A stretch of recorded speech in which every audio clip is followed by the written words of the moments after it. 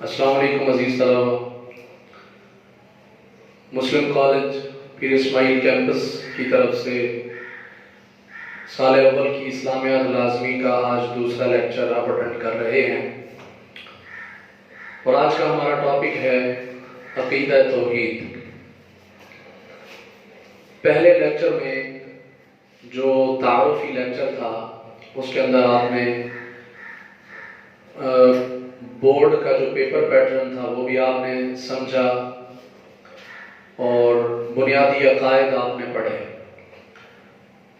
ان بنیادی عقائد میں جو سب سے پہلا عقیدہ ہے وہ عقیدہ توحید ہے. اس لیے ترتیب سے اب ہم ان عقائد کی تشریح و تفصیل ڈیٹیل پڑھیں گے. تو آج کا ہمارا لیکچر جو ہے وہ عقیدہ توحید پہ ہوگا. تو آئیے عقیدہ توحید کا مفہوم جانتے ہیں. شارٹ کوسچن بنے گا، عقیدہ توحید سے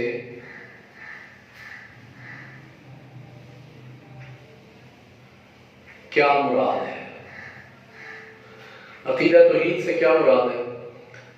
تو یہ شارٹ کوسچن ہے، سوال ہے. اس کا جواب ہم جب دیں گے، کوئی بھی چیز جب ہم کسی بھی چیز کی تعریف ہم لکھتے ہیں تو اس تعریف کے اندر پہلے لغوی معنی بیان ہوتا ہے، اس کے بعد اس کی اصطلاحی تعریف ہوتی ہے. تو سب سے پہلے ہم اس کا لغوی معنی بیان کریں گے، توحید کا لغوی معنی کیا ہے، اور اس کے بعد اصطلاحی مفہوم. لغوی معنی اس کا کیا ہوگا؟ اچھا، اس سے پہلے لغوی معنی بیان کرنے سے پہلے ایک بک کے اندر دیکھیں، ٹیکسٹ بک کے اندر ایک ایم سی کیو ہے کہ اسلامی عقائد میں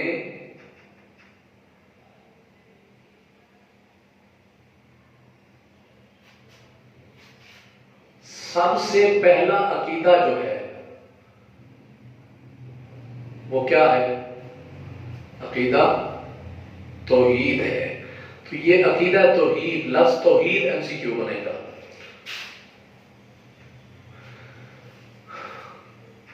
تو اس کے بعد ہم مفہوم بیان کرتے ہیں. لغوی معنی توحید کا معنی ہے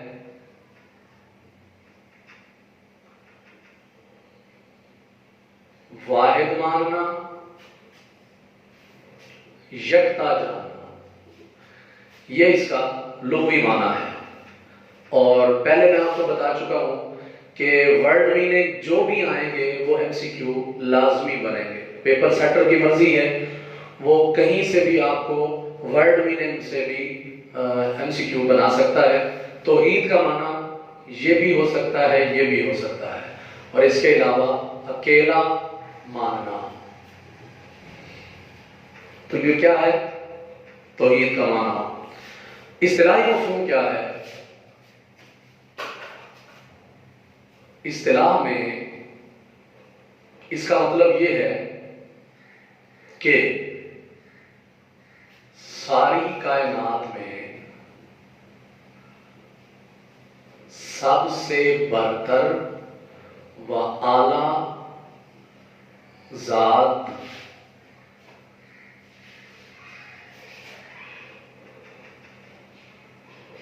سب سے برتر و اعلی اور ساری کائنات کی خالق و مالک ذات اللہ کو ماننا، یہ کیا کہلاتا ہے؟ توحید کہلاتا ہے. اس کو یوں سمجھیے کہ اللہ تعالیٰ کو اس کی ذات، صفات اور صفات کے تقاضوں میں واحد و یکتا ماننا توحید کہلاتا ہے. جی پیارے بچوں، سمجھ آ گئی؟ ساری کائنات کو اس کی مخلوق ماننا اور ساری کائنات کا خالق و مالک اللہ کو ماننا اور اللہ کو اس کی ذات، صفات اور صفات کے تقاضوں میں واحد و یکتا ماننا توحید کہلاتا ہے۔ جی پیارے بچوں، یہ پہلے سوال کا جواب مکمل ہوا۔ آگے ہم چلتے ہیں، عقیدہ توحید کی اہمیت بیان کریں۔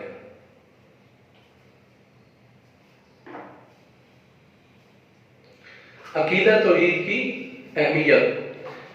عقیدہ توحید کی اہمیت کیا ہے؟ آپ کو پتا ہے کہ کوئی بھی چیز اگر ہم اس کی امپورٹنسی، اس کی اہمیت بیان کرنا چاہتے ہیں تو یہ دیکھنا ہے کہ اس کو کرنے والے لوگ کتنے ہیں، کتنی اہم ذات، کتنی اہم شخصیات نے، کتنی اہم شخصیتوں نے ان کو ادا کیا، اور ان کے کرنے کا کیا فائدہ ہے اور ان کو نہ کرنے کا نقصان کیا ہے۔ یہ اس چیز کے اہمیت ہوتی ہے۔ تو عقیدہ توحید کی اہمیت ہم اس بات سے اندازہ لگا سکتے ہیں کہ اللہ تعالیٰ کے جتنے بھی انبیاء اور پیغمبران گرامی اس دنیا میں تشریف لائے، حضرت آدم علیہ السلام سے لے کر ختم المرسلین حضرت محمد مصطفیٰ صلی اللہ علیہ وآلہ وسلم کی ذات گرامی تک جتنے بھی انبیاء کرام علیہ السلام آئے، سب نے اپنی اپنی امتوں کو سب سے پہلے جو بنیادی عقائد پر انہوں نے اصلاح کی زور دیا، ان بنیادی عقائد میں سب سے پہلے انہوں نے توحید کی تبلیغ کی۔ تو یہ میں لکھ دیتا ہوں، حضرت آدم علیہ السلام سے لے کر ختم المرسلین حضرت محمد صلی اللہ علیہ وسلم تک تمام انبیاء نے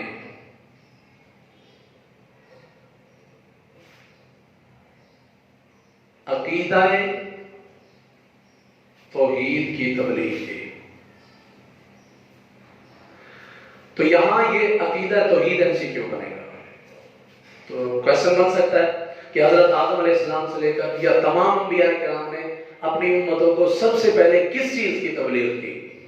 تو اس کا جواب MCQ کا توحید، رائٹ آپشن جو ہوگا وہ توحید ہوگا۔ تو اس کے بعد پیارے بچوں، انبیاء کرام علیہ السلام نے اپنی امتوں کو بتایا کہ ساری کائنات اللہ تعالیٰ کی مخلوق ہے، ہر چیز کو اللہ تعالیٰ نے پیدا کیا اور ہر چیز اللہ تعالیٰ کی محتاج ہے، اللہ تعالیٰ کی مخلوق ہے۔ یہ ہو گیا عقیدہ توحید کی اہمیت۔ اب صفحہ نمبر 3 پہ چلیں، چونکہ یہاں سے آگے سے ایک لانگ کویسچن شروع ہو رہا ہے، وجود باری تعالیٰ کے قرآنی دلائل۔ یہ جو ہے ہم تیسرے لیکچر میں اس کو لے آئیں گے اور دیکھیں گے کہ کتنے لیکچر اس ایک ٹاپک پہ بنتے ہیں، وہ بات کی بات ہے۔ لیکن ابھی ہمارا جو ٹاپک ہے وہ عقیدہ توحید ہے، تو اسی توحید کے ٹاپک کو ہم مکمل کرتے ہیں۔ صفحہ نمبر 3 پہ چلیے، جہاں لکھا ہے ذات و صفات باری تعالی۔ تیسرے صفحے پر دیکھیں، ذات و صفات باری تعالی، یعنی اللہ تعالیٰ کی ذات و صفات کی ڈیٹیل ہے وہاں پہ، صفات باری تعالی۔ تو جی پیارے بچوں، ذات و صفات باری تعالی، اس کے اندر اچھا یہ آپ نے دیکھ لیا اچھی طرح، یہ آپ نشان لگا لیں، میں اس کو ریز کر رہا ہوں، اسی کو ہم پھر اوپر لکھتے ہیں۔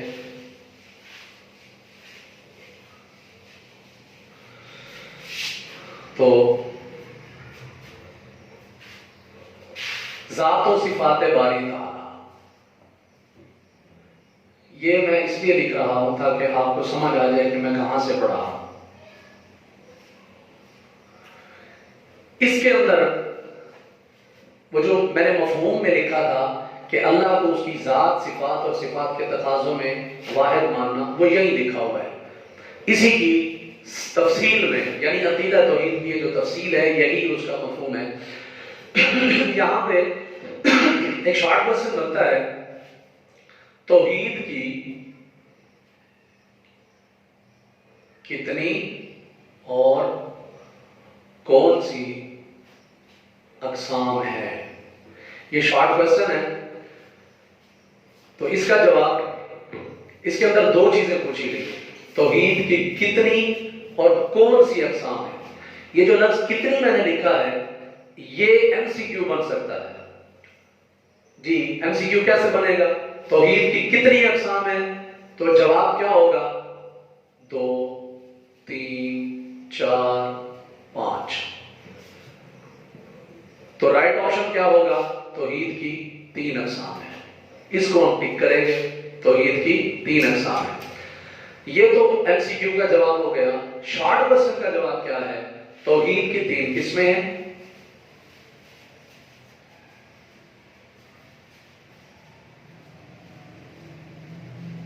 کون کون سی ہیں؟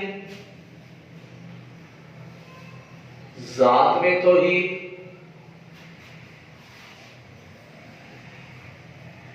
صفات میں توحید، اور نمبر 3 صفات کے تقاضوں میں توحید. پیارے بچوں یہ اس کا جواب مکمل ہو گیا. ذات میں توحید، صفات میں توحید اور صفات کے تقاضوں میں توحید. اب یہ اس کا جواب مکمل ہو گیا. اب یہ جو تینوں اقسام ہیں ان تینوں کو ایک ایک شارٹ کوسچن بنایا جا سکتا ہے. ذات میں توحید سے کیا مراد ہے؟ یہ شارٹ کوسچن ہے. اسی طرح صفات میں توحید سے کیا مراد ہے؟ اسی طرح صفات کے تقاضوں میں توحید سے کیا مراد ہے؟ اچھا یہ جو میں نے لکھا ہے صفات کے تقاضوں میں توحید، یہ تیسری قسم. اسی کا ایک دوسرا نام ہے، وہ ہے توحید فی العبادات.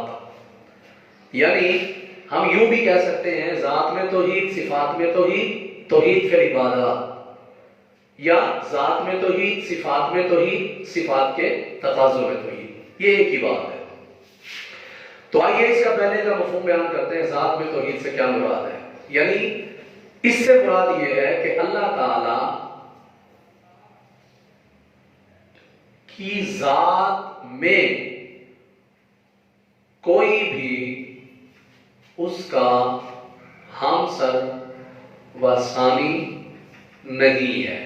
اللہ تعالیٰ اپنی ذات میں اکیلا ہے، وحدہ لا شریک ہے.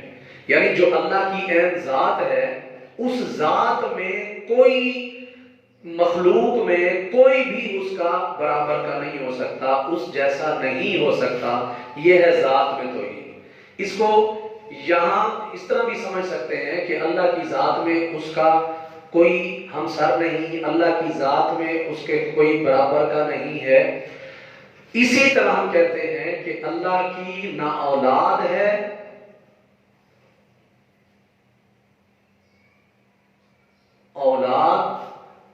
نہ ہی اللہ کی اولاد ہے، اور نہ ہی اس کے ماں باپ. اللہ کی حقیقت، اللہ کی عین ذات میں اس کا کوئی ثانی نہیں ہے. اللہ وحدہ لا شریک ہے. اللہ کی ذات میں کوئی اس کا شریک نہیں ہے. اللہ کی نہ اولاد ہے نہ ہی اس کے والدین. کیوں؟ کیونکہ ماں باپ اور اولاد کی حقیقت ایک ہوتی ہے. ماں باپ اور اولاد کی حقیقت ایک ہوتی ہے، اس لیے اللہ کی نہ اولاد ہے نہ ماں باپ ہے. چونکہ اللہ کی نہ اولاد ہے نہ اللہ کے ماں باپ ہیں، اس لیے اللہ کی حقیقت میں بھی اس کا کوئی ہمسر ثانی نہیں ہے. اسی کی مزید تفصیل کرتے ہوئے اللہ تعالیٰ نے قرآن مجید میں ارشاد فرمایا اس کے ثبوت میں کہ اللہ کی نہ کوئی اولاد ہے نہ اللہ کی کوئی والدین ہے. تو اس پر آگے سورۃ اخلاص ہے، آپ ٹیکسٹ بک کے اندر دیکھیں تو اس پر شارٹ کوسچن بن سکتا ہے 2 طرح کے. ایک شارٹ کوسچن بنے گا توحید کے متعلق قرآنی آیت کا ترجمہ لکھیں. ایک شارٹ کوسچن یہ ہے. اور دوسرا کیا ہے؟ سورۃ اخلاص کا ترجمہ لکھیں. تو یہ آپ سمجھ سکتے ہیں یہ توحید کے متعلق قرآنی آیت، سورت اخلاص کا ترجمہ، یہ ان دونوں سوالوں کا جواب آگے سورت اخلاص میں ہے۔ اگر یہ سوال کیا جائے توحید کے متعلق پرانی آیت کا ترجمہ لکھیں، یہاں ایک آیت پوچھی گئی ہے، تو اس کے جواب میں پیارے بچوں آپ لکھ سکتے ہیں قل هو اللہ احد، کہہ دیجئے اللہ ایک ہے۔ اتنا لکھ دیں گے تب بھی آپ کا جواب مکمل ہو جائے گا۔ اگر آپ پوری سورت کا ترجمہ لکھ دیں تب بھی بہتر ہے، لیکن جب یہ سوال کیا جائے سورت اخلاص کا ترجمہ لکھیں تو پھر آپ لازمی طور پہ پوری سورت اخلاص کا ترجمہ لکھیں گے۔ قل هو اللہ احد اللہ الصمد لم یلد ولم یولد ولم یکن لہ کفوا احد۔ اب اس کا ترجمہ دیکھیں۔ قل، اللہ اپنے نبی سے فرما رہا ہے، قل اے محبوب، اے محمد صلی اللہ علیہ وسلم آپ کہہ دیجئے، ہوا وہ اللہ احد ایک ہے، آپ کہہ دیجئے وہ اللہ ایک ہے۔ اللہ الصمد، اللہ بے نیاز ہے، صمد کا معنی بے نیاز۔ لم یلد، اس کی کوئی اولاد نہیں، اس کا لفظی معنی ہوتا ہے اس نے نہیں جنا، یعنی اس کی کوئی اولاد نہیں۔ ولم یولد، اور نہ ہی وہ جنا گیا، یعنی نہ اس کے ماں باپ ہیں۔ ولم یکن لہ کفوا احد، ولم اور نہ ہی، یکن ولم یکن اور نہ ہی، لہو اس کے، کفوا ہمسر، احدن کوئی ایک، اور نہ ہی کوئی اس کا ہمسر ہے، نہ ہی کوئی اس کے برابر کا ہے۔ تو اس طرح یہ سوال جو ہے مکمل ہوتا ہے، یعنی ہم نے توحید کے متعلق قرآنی آیت اور سورۃ اخلاص کا ترجمہ یہ ہم نے اچھی طرح سمجھ لیا، پڑھ لیا۔ اب اس کے بعد یہ ہم نے پڑھا ذات میں توحید سے کیا مراد ہے، ذات میں توحید سے کیا مراد ہے، اور ان اقسام میں سے پہلی قسم ہم نے پڑھی۔ تو اس کا دوسرا جو ہے سوال، صفات میں توحید سے کیا مراد ہے، صفات میں توحید سے کیا مراد ہے؟ صفات میں توحید کیا مطلب؟ جو اللہ تعالیٰ کی صفات ہیں، اللہ تعالیٰ ایسی صفات کا مالک ہے، اللہ تعالیٰ ایسی صفات کا مالک ہے جو کسی اور میں نہیں ہے، اللہ کے علاوہ وہ صفات کسی اور میں نہیں ہے۔ اللہ تعالیٰ اپنی صفات میں بھی واحد و یکتا ہے۔ تو صفات میں توحید سے مراد، آپ یہ ان لفظوں سے تھوڑا سا ذرا سمجھیے، صفات میں توحید، جس طرح ذات میں توحید تھی اسی طرح صفات میں توحید، یعنی صفات میں بھی اللہ اکیلا ہے۔ سمجھ آ رہی؟ تو اس کا مطلب یہ ہوا کہ اللہ تعالیٰ ایسی صفات کاملہ کا مالک ہے جو کسی اور میں نہیں ہے، اللہ ان صفات میں بھی اکیلا ہے۔ تو اسی پر آپ آگے یہ لکھ سکتے ہیں کہ اللہ تعالیٰ اپنی صفات میں اکیلا ہے، یعنی اپنی علم، قدرت، ارادہ، سماع اور بصر، یہ اللہ کی صفات ہے۔ اللہ اپنی صفات میں وحدہ لا شریک ہے، اکیلا ہے۔ یہ اس کا مفہوم مکمل ہوا۔ یہاں پر ایک شارٹ کوسچن ایک اور بنتا ہے، چند صفات باری تعالی لکھیں، چند صفات باری تعالی لکھیں۔ یہ شارٹ کوسچن آپ کی بک کے اندر اس کا جواب موجود ہے، وہ یہ ہے، یہ دیکھیں، چند صفات باری تعالی، اسی آپ کی بک میں موجود ہے۔ علم، یعنی اس کی جہاں ڈیٹیل ہے نا، صفات میں یکتائی سے مراد یہ ہے کہ اللہ تعالیٰ ایسی صفات کاملہ کا مالک ہے جو کسی اور میں نہیں، اللہ ہی اکیلا ہے اپنی صفات میں، وہ کون سی ہیں؟ علم، قدرت، ارادہ، سمع، بصر، اسی طرح حکمت، جی اسی طرح رزاق ہونا، یعنی بے شمار اللہ تعالیٰ کی صفات ہیں. تو اللہ ان صفات میں بھی اکیلا ہے.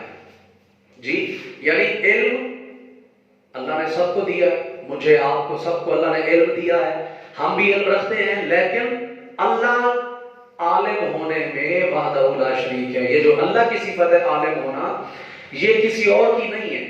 یعنی جس معیار کا، جس نہج کا جو علم اللہ کے اندر ہے، اللہ کی ذات میں جو علم ہے وہ ذاتی ہے. جو اللہ نے اپنی مخلوق کو دیا ہے، ہمیں دیا ہے، وہ اللہ کا عطا کرتا ہے، گاڈ گفٹڈ ہے. اسی طرح قدرت، اب یہ قلم میرے قدرت میں ہے، میری پکڑ میں ہے، گرفت میں ہے، میں اس کو جیسے چاہوں استعمال کروں، لیکن یہ قدرت اللہ کی دی ہوئی ہے. لیکن اللہ کی جو قدرت ہے وہ قادر مطلق ہے، وہ قدرت مطلق ہے اللہ کی. تو اللہ کی جو قدرت ہے اس کے اندر کوئی شریک نہیں ہے. ارادہ جو ہم ارادہ کرتے ہیں وہ اللہ کی طرف سے ہے، لیکن اللہ کا ارادہ ذاتی ہے. سماعت سننا، اللہ سمیع ہے، ہم بھی سنتے ہیں، لیکن ہماری سماعت اللہ کی دی ہوئی ہے اور اللہ کی سماعت ذاتی ہے. ہماری سماعت کیا ہے کہ ہمارے قریب کوئی بیٹھا بول رہا ہو ہم نہیں سمجھ سکتے، لیکن اللہ کی سماعت کیا ہے؟ اور اللہ کی بصارت، بصارت کہتے ہیں دیکھنے کو، ہم تھوڑا سا دور ڈسٹینس سے نہیں دیکھ سکتے، لیکن اللہ کی سماعت اور بصارت کا عالم کیا ہے؟ حدیث مبارکہ میں ہے، نبی پاک صلی اللہ علیہ وآلہ وسلم نے فرمایا کہ اللہ کی ذات وہ ہے، اللہ کی سماعت اور بصارت وہ ہے کہ اندھیری رات میں، سیاہ ترین رات میں، سیاہ پتھر پر سیاہ رنگ کی چیونٹی جب چلتی ہے تو اس کی لکیر کو اللہ دیکھتا بھی ہے اور اس کے چلنے کی آواز کو اللہ سنتا بھی ہے. یہ ہے اللہ کی سماعت اور بصارت.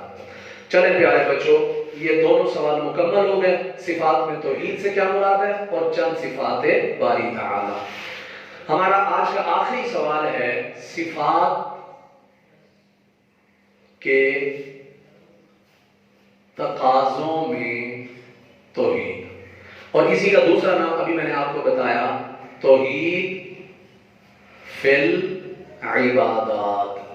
یعنی صفات کے تقاضوں میں توحید سے کیا مراد ہے یا توحید فی العبادات سے کیا مراد ہے. تو پیارے بچوں، اب اس کو ہم نے سمجھنا ہے صفات کے تقاضوں، یعنی یہ جو اللہ کی صفات ہیں، صفات میں یہ ہیں صفات علم، قدرت، ارادہ، سمع، بصر، حکمت وغیرہ وغیرہ. ان کے جو تقاضے ہیں، رزاق ہونا، مالک ہونا، ہے جی خالق ہونا، یہ اللہ کی جو صفات ہیں، ان صفات کا تقاضا کیا ہے؟ وہ جو تقاضا ہے ان تقاضوں میں بھی اللہ ایک ہے. اب اس کو یوں سمجھیے کہ اللہ ساری کائنات کا مالک ہے، خالق ہے، رازق ہے، ساری کائنات کو پیدا کرنے والا ہے. تو اللہ ساری کائنات کا خالق و مالک ہے، ساری کائنات اللہ کی محتاج ہے. ہر کسی کو اللہ کی ضرورت ہے، اللہ کی رحمت کی ضرورت ہے. اللہ کی رحمت ہوگی تو ہمارا کام بنے گا، ہماری کارسازی ہوگی. تو صفات کے تقاضے کیا ہیں؟ اب دیکھیں نا، یہ صفت ہے رزاق ہونا، یہ اللہ کی صفت ہے. خالق ہونا، مالک ہونا، یہ اللہ کی صفت ہے. اسی طرح معبود ہونا، یہ بھی اللہ کی صفت ہے. تو اب ان صفات کا تقاضا کیا ہے؟ دیکھو نا، رزاق کا معنی ہے رزق دینے والا. تو اب یہ صفت رزاق یا رازق، یہ صفت تقاضا کرتی ہے کہ اس پوری کائنات کو رزق پہنچانے والا اللہ ہے. ساری کائنات کا رازق اللہ ہے اور اسی سے ہی رزق مانگنا چاہیے. یہ جو دنیا کے اندر سورسز ہیں، اسباب کی دنیا ہے، یہ تو ہم ایک دوسرے کو ہیلپ کرتے ہیں، اللہ کی طرف سے ہمیں توفیق ہوتی ہے، ہم دوسروں کو رزق مہیا کرتے ہیں، کسی سے ہم رزق لیتے ہیں، کسی کو ہم دیتے ہیں. تو یہ دنیاوی اسباب ہیں، لیکن حقیقت میں جو ہمارا رازق ہے وہ اللہ ہے. اسی طرح مالک، بظاہر ایک آدمی کہیں جاب کرتا ہے، اس کا باس ہے، وہ بظاہر وہ کہتا ہے جی یہ میرا مالک ہے، وہ حقیقی نہیں ہے، وہ مجازی ہے، وہ بظاہر ہے، وہ دنیاوی لحاظ سے ہے۔ حقیقت میں ہمارا مالک ہمارا باس نہیں ہوتا، ہمارا مالک اللہ ہے۔ اسی طرح خالق ایک شخص کسی چیز کا کریٹر ہے، کسی چیز کا بنانے والا ہے، موجد ہے، تو ہم اس کو یہ تھوڑی کہہ سکتے ہیں کہ یہ خالق ہے۔ اس کا قلم کس نے بنایا، یہ کس نے بنایا، ایجاد کیا، کریٹ کیا، تو کیا وہ اس کا خالق ہو گیا؟ نہیں۔ یہ انسان آج کل روبوٹ بن رہے ہیں، انسانی پتلے جسم مجسمے بن رہے ہیں، ہے جی، تو کیا یہ کریٹر ہو گئے، خالق ہو گئے؟ نہیں۔ حقیقی خالق و مالک ہمارا اللہ ہے۔ معبود کا مطلب عبادت جس کی جائے، ایسی ذات جس کی عبادت کی جائے۔ تو عبادت جس کی جائے وہ کون ہے؟ صرف اور صرف اللہ کی ذات ہے۔ تو یہ اللہ کی صفات ہیں۔ ان صفات کے جو تقاضے ہیں وہ یہی ہیں کہ ان صفات میں بھی اللہ کو وحدہ لا شریک اور اکیلا مانا جائے، اللہ کے علاوہ کسی اور کو اس جیسا نہ مانا جائے۔ یہ توحید ہے۔ پیارے بچوں، آج کا یہ ہمارا لیکچر عقیدہ توحید پر اختصار کے ساتھ مکمل ہوا۔ امید کرتا ہوں کہ آپ کو یہ لیکچر اچھی طرح سمجھ آیا ہوگا۔ اللہ تعالیٰ سے دعا ہے اللہ ہم سب کا حامی و ناصر ہو۔ السلام علیکم ورحمۃ اللہ وبرکاتہ۔